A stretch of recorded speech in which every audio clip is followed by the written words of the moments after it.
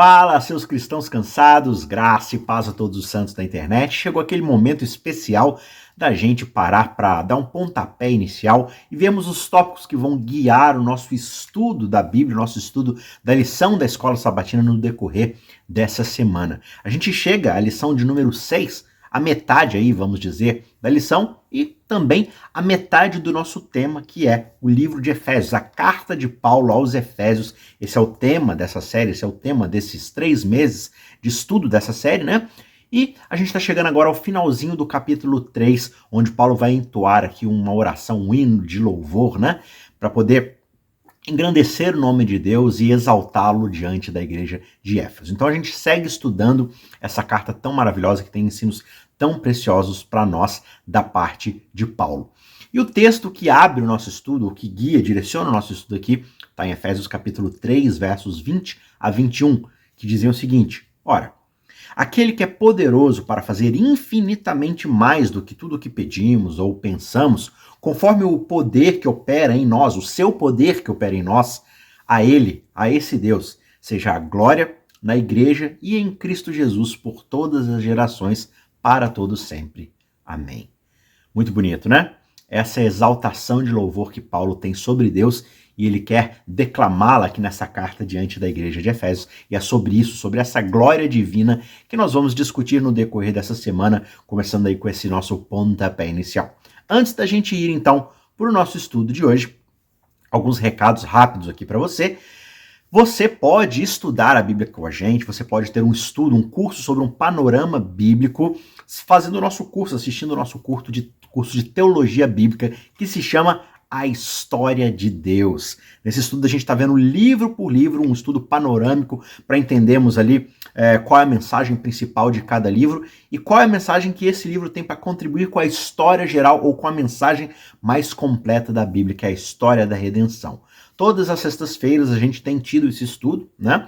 E agora a gente está chegando aí ao final da primeira temporada, onde a gente vai encerrar com o livro dos reis, tá certo? Então, ao final dessa semana aqui, nessa próxima sexta-feira, a gente vai ter a primeira parte do estudo sobre o livro dos reis, na sexta-feira anterior, né? No caso eu estou gravando aqui no sábado à tarde, então ontem, na sexta-feira de ontem, no dia 28 ou 27, a gente teve o estudo do livro de Samuel, onde a gente viu ali a história do surgimento de Davi, do início da monarquia, e agora a gente vai concluir essa parte da história com o livro dos reis ali, até o momento do exílio, onde Israel é destruída e Judá se vê diante de Babilônia, tá certo? Então vão ser 2 estudos, 2 capítulos, um nessa próxima sexta-feira, mais um na outra sexta-feira, e aí a gente vai fazer uma pausa nesse nosso estudo, né, um hiato aí, um descanso, até para eu poder colocar em dia os estudos, continuar estudando e produzindo o curso, e aí no ano que vem, no comecinho do ano que vem, a gente retoma ali com os livros de sabedoria, Jó, Salmos, Provérbios, e também os livros proféticos do Antigo Testamento,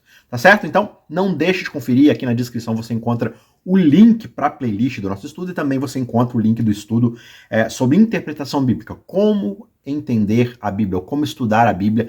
Tem 2 cursos aí, então, 2 materiais excelentes para você poder aprender um pouco mais sobre a palavra de Deus. Tá certo? Não deixa de curtir, de deixar o seu joinha, e se você quiser e puder agraciar a gente aí, deixa o seu comentário, coloque também uma pergunta aí que você tem uma dúvida sobre esse tema ou sobre outro tema da Bíblia que você queira saber um pouco mais, e a gente está compilando, e mais para frente a gente vai fazer aí vários vídeos com perguntas que vocês têm deixado. Então capricha aí na pergunta, faz uma pergunta bem interessante, e aí, se Deus quiser, a gente mais para frente vai montar vídeos aí com essas dúvidas, né? E soltá-los com um pouco mais de frequência, tá bom? Se você ainda não teve sua pergunta respondida, calma, a gente está compilando material suficiente para poder montar esses vídeos e na hora certa eles vão sair, tá certo?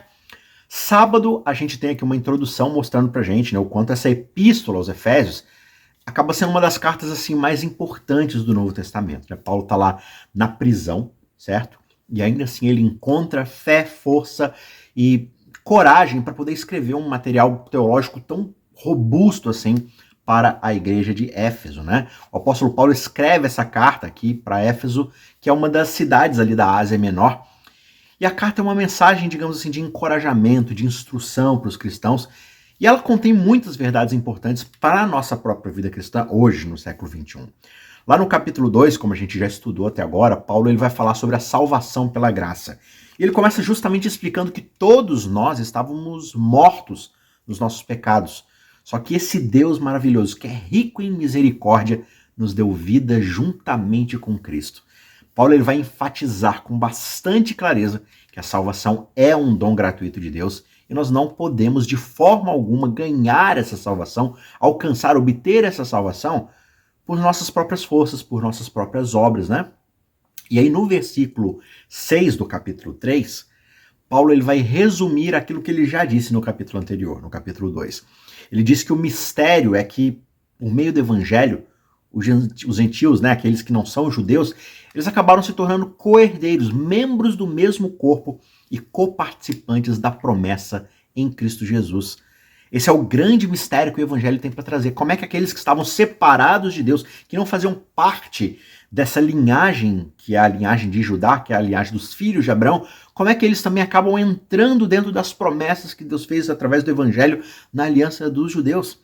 Então veja, essa promessa do evangelho significa que a salvação ela não é apenas para os judeus, ela também é para os gentios. Todos aqueles que creem em Jesus são salvos, independentemente de sua origem étnica.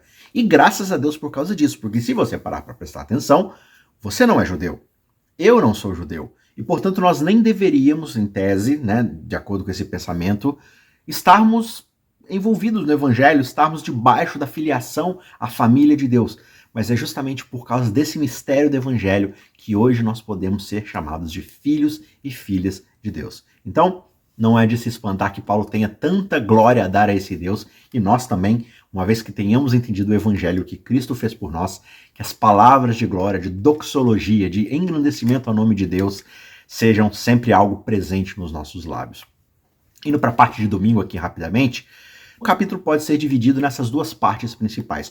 O mistério de Deus, que é revelado, né, Efésios capítulo 3, versos 1 a 13, e aí Paulo começa explicando que Deus lhe deu a graça de pregar aos gentios o evangelho do mistério que foi oculto por séculos. Aliás, sempre que você ler aqui a palavra mistério nas cartas de Paulo, você já pode saber que ele vai falar não de algo que está escondido, algo que é incompreensível, algo que é um enigma. Na verdade, a expressão aqui mistério em Paulo é algo que antes estava oculto, ou seja, antes era algo que as pessoas, que o homem só compreendia vagamente, ou que ele não poderia compreender sem a revelação divina, mas que agora Deus revelou plenamente. Então, é algo que passava desapercebido ou que não era compreensível, mas que agora Deus deixa claro. Você vai encontrar essa informação lá em 1 Timóteo 3,16, Romanos 16, 25, 26, Efésios 6, 19, Colossenses 1, 26 e 27, 2, 2, enfim.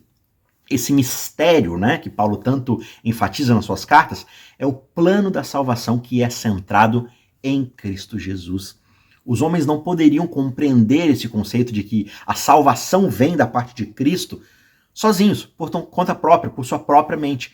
Só que agora não é mais segredo, não é algo oculto, porque Deus revelou tudo isso para nós através do Espírito Santo, conforme Paulo vai falar lá em 1 Coríntios 2, dos versos 7 a 10.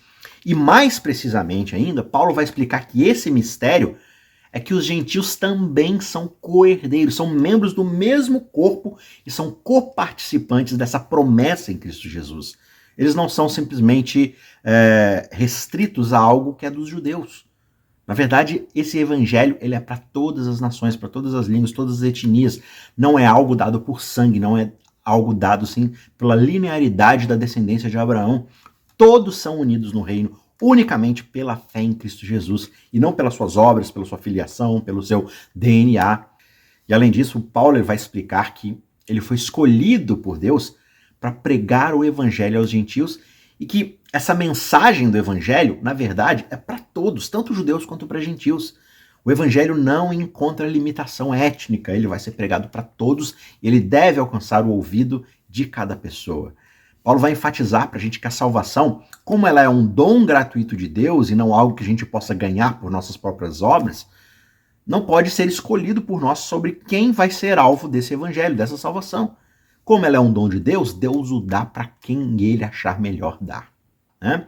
E um segundo ponto muito importante aqui, que é a segunda metade desse capítulo 3, que vai dos versos 14 a 21, é justamente essa oração de Paulo pelos Efésios. Então ele vai pedir a Deus que dê força interior por meio do Espírito Santo, né? Que o Espírito Santo esteja dentro do coração, da mente de cada um dos membros aqui dessa igreja, para que Cristo possa habitar no coração deles pela fé. Ou seja, que o Espírito Santo prepare o coração deles para que Cristo possa fazer morada.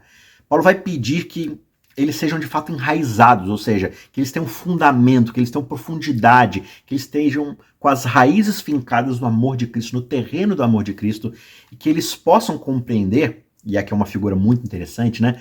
Qual que é a largura, o comprimento e a altura e a profundidade desse amor, né? Paulo fala aqui que o amor de Deus é 4D, tem 4 dimensões.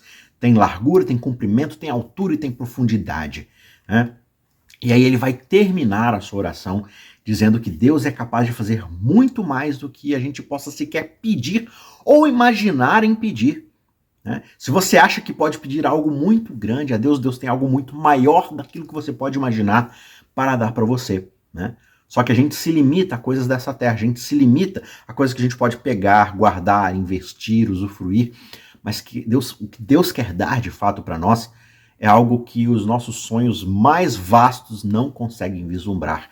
E tudo isso ocorre de acordo com o seu poder que está operando em nós, ou seja, a salvação através dessa mensagem que é o Evangelho de Cristo Jesus. Indo para a parte de segunda-feira, no capítulo 3 de Efésios aqui, como a gente tem estudado no episódio de hoje, Paulo vai falar para a gente sobre o mistério que foi revelado por Deus, em que todos aqueles que creem são incluídos no corpo de Cristo, seja judeu ou seja gentil.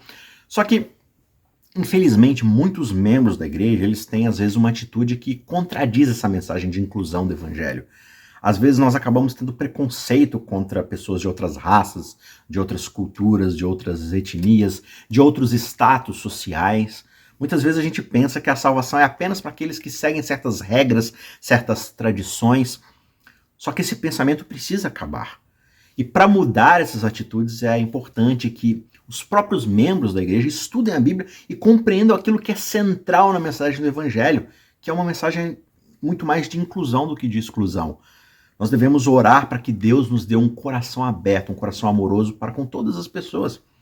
Eu devo me esforçar para conhecer e me relacionar com outras pessoas, outras culturas, outras origens étnicas, me envolver com outras classes sociais.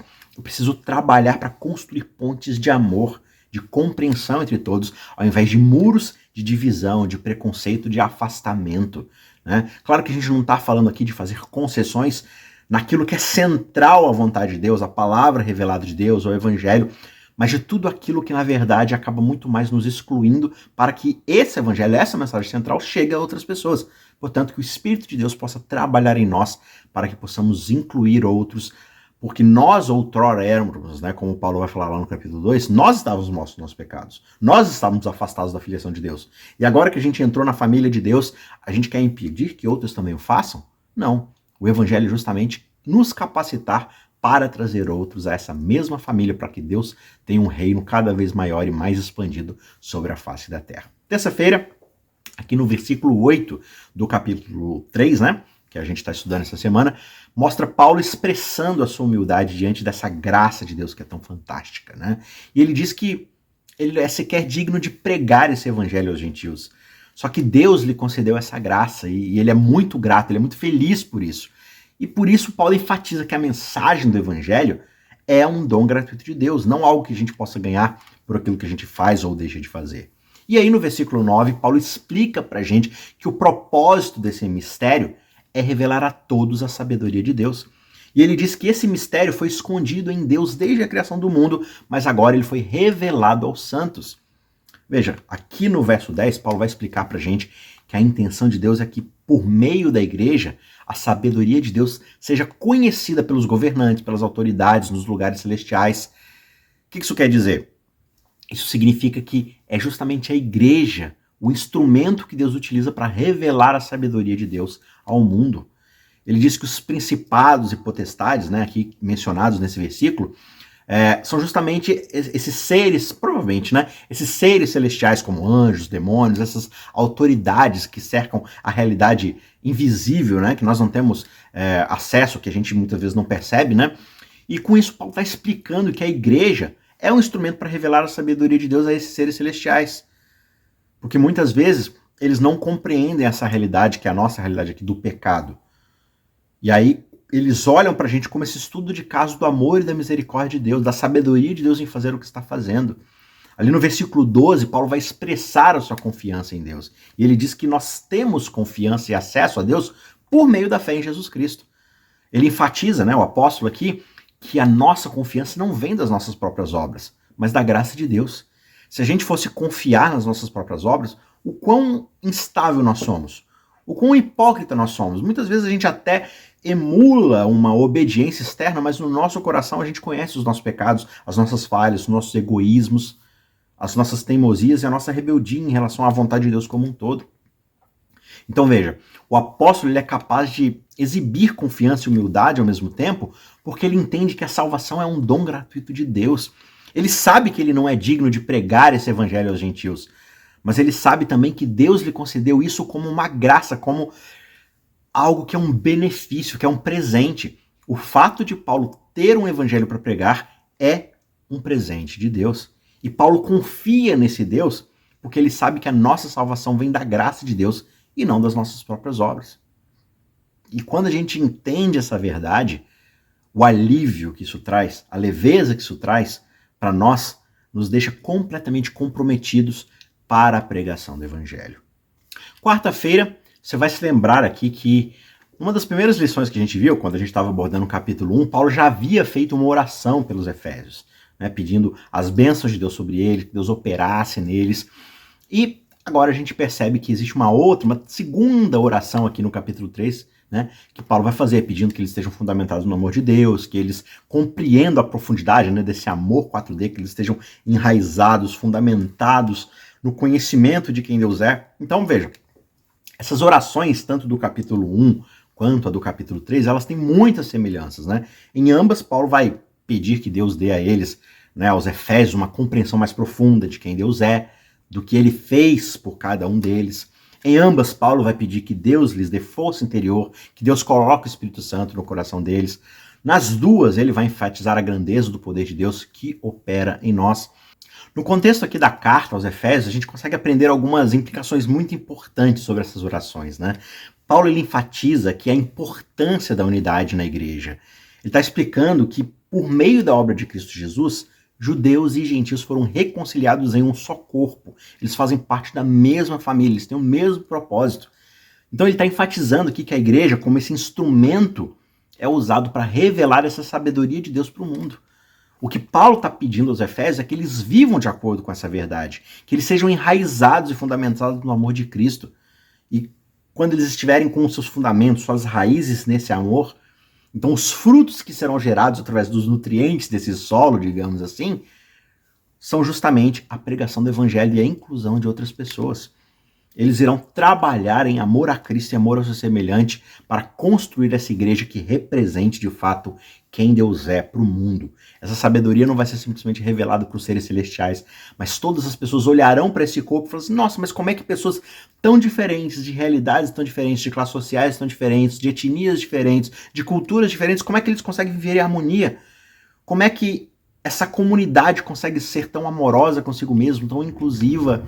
E ficará claro para todas as pessoas que isso só se dá por causa do evangelho, por causa daquilo que Cristo fez para poder redimir esse corpo, essa igreja para si e dar a ela o propósito de estender cada vez mais esse evangelho para alcançar aqueles que estão perdidos.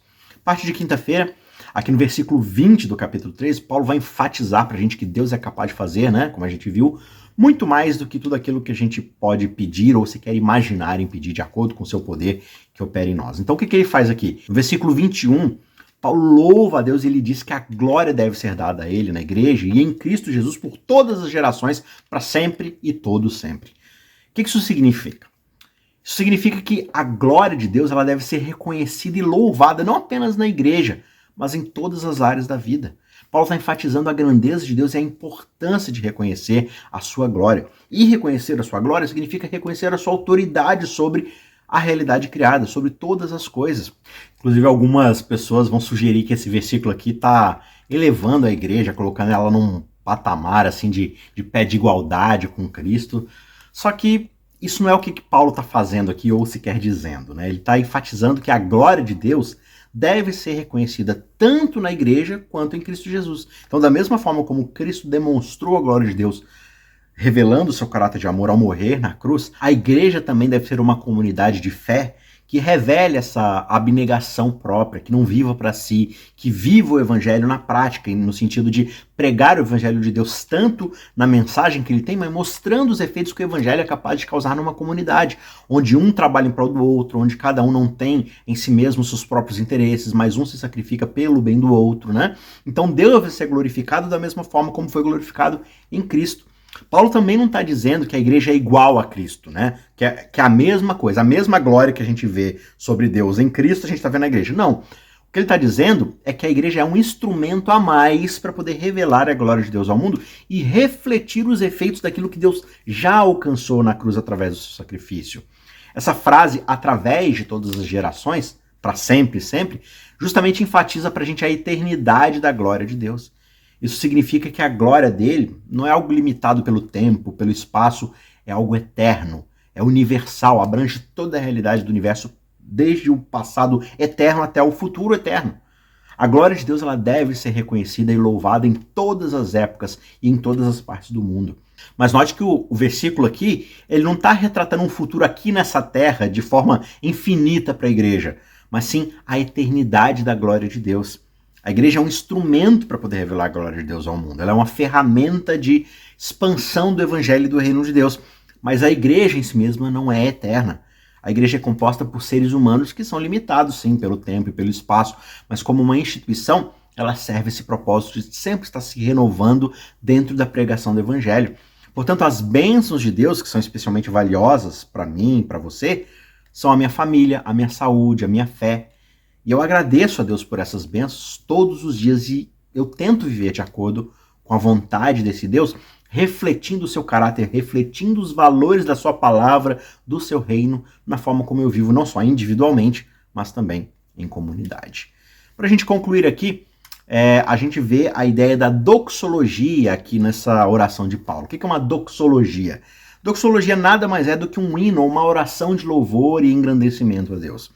E no Novo Testamento existem várias doxologias que vão expressar gratidão e adoração a Deus, né? Uma das mais conhecidas é essa aqui que a gente observou no verso dessa semana, né? De Efésios capítulo 3, versos 20 e 21. Vou ler de novo aqui e a gente vai traçar alguns comentários. Essa doxologia aqui que Paulo fala no final do capítulo 3 diz: aquele que é capaz de fazer infinitamente mais do que tudo o que pedimos ou pensamos de acordo com o seu poder que atua em nós, a ele seja a glória na igreja e em Cristo Jesus, por todas as gerações, para todos sempre. Amém. Essa doxologia aqui, ela é muito única nas suas características, porque ela enfatiza o poder e a habilidade de Deus para fazer muito mais do que a gente possa pedir ou sequer imaginar. E ela também vai ressaltar a importância de dar glória a Deus, tanto na igreja como a gente vê em Cristo Jesus. Tudo isso ao longo de todas as gerações. Quando a gente compara essa doxologia com outras do Novo Testamento, como Romanos 11, 33 a 36, Filipenses 4, 20, 2 de Pedro 3, 18, Judas 24 e 25, a gente vai conseguir ver, né, nessas doxologias vários temas comuns que vão ali incluir ou ser incluídos nesses trechos, né? E um dos temas mais destacados, mais proeminentes, é justamente a ideia de dar glória e honra a Deus o tempo todo. Por exemplo, em Romanos 11, 36, Paulo vai escrever que dele, por meio dele, para ele são todas as coisas, a ele seja a glória para sempre. Amém? Da mesma forma, lá em Filipenses 4, 20, ele vai escrever: ao nosso Deus e Pai seja a glória para todo sempre. Amém? Um outro tema comum nessas doxologias é a ideia do poder e da soberania de Deus. Por exemplo, lá em Judas, versos 24 e 25, o autor ali vai escrever: aquele que é capaz de vos guardar de tropeçar, de vos apresentar perante a sua glória, imaculados e cheios de alegria, ao único Deus, nosso Salvador, sejam glória, majestade, poder e autoridade por meio de Jesus Cristo, o nosso Senhor, antes de todos os tempos, agora e para todo sempre. Amém. Maravilhosas essas palavras, né? E por fim, essas doxologias, elas também enfatizam a importância da fé e da confiança em Deus. Por exemplo, em 2 de Pedro 3,18, na segunda parte aqui do verso 18, por exemplo, Pedro vai escrever: cresçam, porém, na graça e no conhecimento de nosso Senhor e Salvador, Jesus Cristo. A ele seja a glória, agora e para sempre. Amém. Então, assim, olhando para essas doxologias, como é que a gente pode desenvolver uma atitude de louvor e de adoração baseado nessas palavras? Uma maneira é justamente cultivar um coração de gratidão. E a verdadeira gratidão só ocorre quando a gente reconhece quem Deus é na nossa vida. Quando nós nos concentrarmos nas bênçãos que Deus já nos deu, naquilo que Ele fez, na transformação que Ele operou na nossa vida, a gente vai estar mais propensos a louvá-lo e a honrá-lo. Uma outra forma é justamente meditar, refletir sobre o caráter e os atributos de Deus. Quando a gente reflete sobre o seu poder, sua soberania, seu amor, sua misericórdia, sua paciência para conosco, nós estaremos muito mais inclinados a dar a Ele a glória e a honra que Ele merece. E por fim, a gente pode também desenvolver uma atitude de louvor e adoração quando a gente passa tempo em oração, em culto, em estudo da sua palavra, quando nós reservamos tempo para nos concentrarmos de fato em Deus e na sua bondade, a gente vai estar mais inclinados a dar a Ele a honra e a adoração que Ele merece. Em conclusão, essas doxologias são uma forma poderosa de expressar a nossa gratidão e a nossa adoração a esse Deus maravilhoso. Outra questão bastante interessante para a gente concluir é o uso da palavra plenitude, do grego pleroma, que aparece aqui 4 vezes na carta aos Efésios, nos versículos 1 a 10, 23, 3:19 e 4:13. E em cada caso aqui que Paulo usa essa palavra, né, ele vai usar com um significado diferente. Mas tudo isso está bastante relacionado e eu quero tentar resumir aqui para a gente encerrar. Em Efésios 1:10, Paulo fala da plenitude dos tempos, né? De um tempo pleno. Esse tempo pleno é justamente o momento em que Deus reuniu todas as coisas em Cristo. E isso aconteceu justamente quando ele morreu na cruz e ressuscitou dos mortos. Isso aconteceu na forma, ou no tempo, no momento na história que mais pudesse realizar o plano de Deus. Tudo convergiu para acontecer da forma perfeita como Deus intentou que fosse. E ali na sua morte, Jesus triunfa sobre o pecado e a morte. E na sua ressurreição ele traz uma nova vida para todos aqueles que creem nele. Em Efésios 1:23, Paulo vai falar da igreja como o corpo de Cristo, que é a plenitude daquele que enche tudo em todos os sentidos. Isso é a plenitude de Cristo no sentido de que a igreja é a encarnação de Cristo aqui na Terra. A igreja não é apenas um grupo de pessoas que creem em Jesus, mas ela é uma representação viva e atuante de Cristo no mundo. Já em Efésios 3:19, que é o texto que a gente estudou essa semana, Paulo vai falar da plenitude da sua glória. Isso significa que quando nós estamos em Cristo, nós somos cheios da sua presença e do seu poder. Nós podemos viver uma vida de vitória sobre o pecado e o mal, porque o Espírito Santo de Deus vive em nós de forma plena, de forma completa. Em Efésios 4:13, finalmente, Paulo fala da unidade da fé e do pleno conhecimento do Filho de Deus. Isso significa que, como cristãos, nós devemos crescer na nossa compreensão de quem Deus é através do estudo da sua palavra. Nós devemos também aprender a viver em unidade uns com os outros como membros do corpo de Cristo. A plenitude de Cristo é um tema central na carta de Paulo aos Efésios. E aqui ele nos mostra que quando nós estamos em Cristo, nós estamos cheios, plenos, ou seja, não nos falta nada no que diz respeito à sua presença, o seu poder, o seu amor em nós. E por causa dessa plenitude, nós podemos viver uma vida de vitória sobre as tentações, sobre os pecados, sobre o mal. Nós podemos crescer na nossa compreensão de Deus através do estudo da sua palavra. E por que Paulo considerava a ideia da plenitude de Cristo como algo tão vital, tão importante na vida dos cristãos ali de Éfeso? E por que eles são importantes para nós? Porque Paulo entendia que sem a plenitude de Cristo, a gente não consegue viver a vida que Deus planejou para nós. Nós só somos capazes de viver como seres humanos plenos se vivemos a vida de Cristo em nós. Nós somos salvos pela graça de Deus, mas nós também precisamos crescer na nossa santidade, justamente para que a gente possa ser conforme a imagem de Cristo, ou seja, assumirmos o nosso propósito para aquilo para o qual Deus nos criou. Ou seja, uma vida plena é a vida onde nós vivemos a vida que Deus nos criou para vivermos. A plenitude de Cristo é justamente aquilo que nos vai dar tudo o que precisamos para viver essa vida de santidade. O conceito de plenitude de Cristo também é muito importante para nós hoje, porque quando nós estamos cheios da presença de Cristo em nós, ou seja, estamos plenos da sua presença no nosso coração, nós somos mais capazes de fazer o quê? Amar os outros, porque Cristo nos amou. Perdoar os outros, né, inimigos, ou seja quem for, porque Cristo nos perdoou quando ainda éramos inimigos de Deus, e de servirmos ao Senhor com alegria, assim como Cristo serviu ao seu Pai. A plenitude de Cristo também nos dá força para a gente resistir às tentações e vivermos uma vida plena, fazendo a vontade de Deus. Se você quer, de fato, experimentar a plenitude de Cristo na sua vida, eu encorajo você a buscar a presença dele, a sua presença plena, orando, pedindo o Espírito Santo na sua vida, lendo a palavra de Deus, né? E, quem sabe, buscar viver numa comunidade de fé onde você possa encorajar outros e ser encorajado, né? Apoiar as outras pessoas e receber também apoio e suporte. A plenitude de Cristo está disponível para todos nós e ela pode transformar a nossa vida. Peça ao Espírito Santo que prepare o seu coração como um terreno para que Cristo possa viver de forma plena em você e você alcance a plenitude de vida que está em viver o propósito de Deus para a sua vida. Não se esqueça de curtir, de compartilhar esse vídeo com outras pessoas e a gente se vê na semana que vem para mais um estudo. Tchau, tchau.